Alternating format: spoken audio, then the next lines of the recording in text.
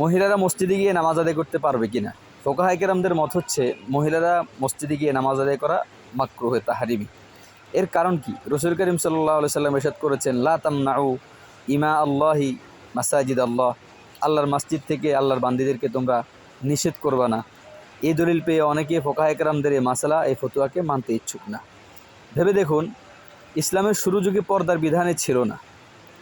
এর পরবর্তীতে পর্দার বিধান এসেছে, শুধুমাত্র বোরকা বা পর্দা আবৃত হয়ে বাইরে আসতে পারবে। পরবর্তীতে আবার আয়াত নাজিল হয়েছে পর্দার বিধানকে দৃঢ় এবং মজবুত করার জন্যে, অকর্ণা ফি বুয়ুতিকুন্না, ঘরে অবস্থান করবে তোমরা, বের হতে পারবে না।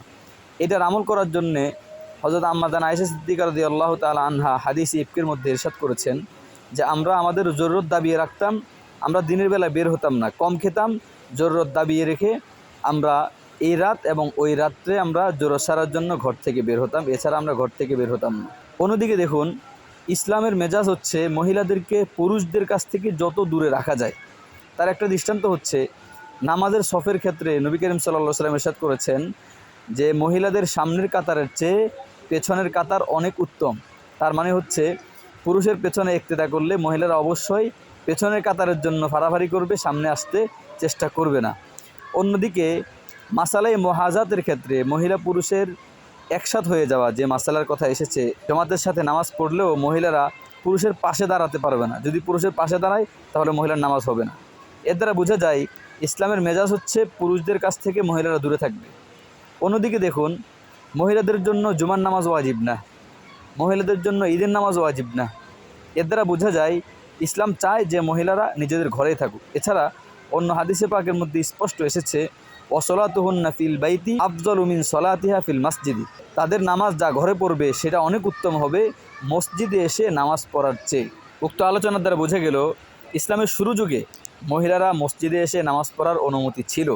সেটা ছিল ইসলামের প্রয়োজনার্থে। এক তো হলো পর্দার বিধান তখন নাজিল হয়নি, নম্বর 2 তখন ফিতনা ফাসাদের যুগ ছিল না, নম্বর 3 তখন নবী করিম সাল্লাল্লাহু আলাইহি সাল্লামের সোহবত বলতে একটা জিনিস ছিল। মহিলারা মসজিদে আসতো, নবী করিম সাল্লাল্লাহু আলাইহি সাল্লামের কাছ থেকে কিছু মাসলা মাসাইল জানার প্রয়োজন ছিল।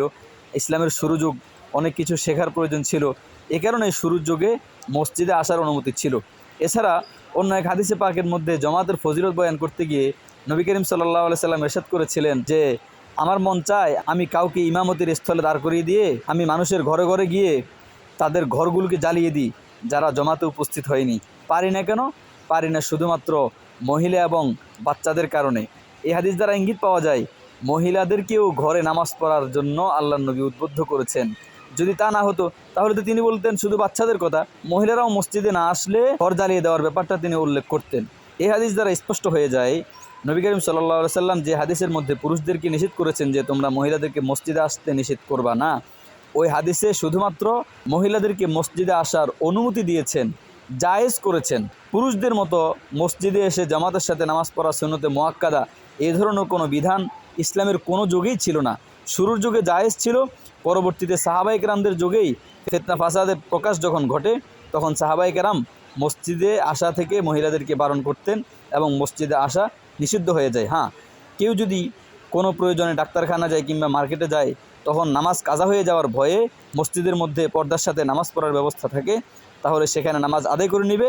সেটা তার জন্য কোনো ফজিলতের বিষয় নেই, সেটা হচ্ছে সে না পারতে নামাজ আদায় করেছে, তার জন্য ফজিলত হচ্ছে ঘরের মধ্যেই অন্তর্মহলেই নামাজ আদায় করা।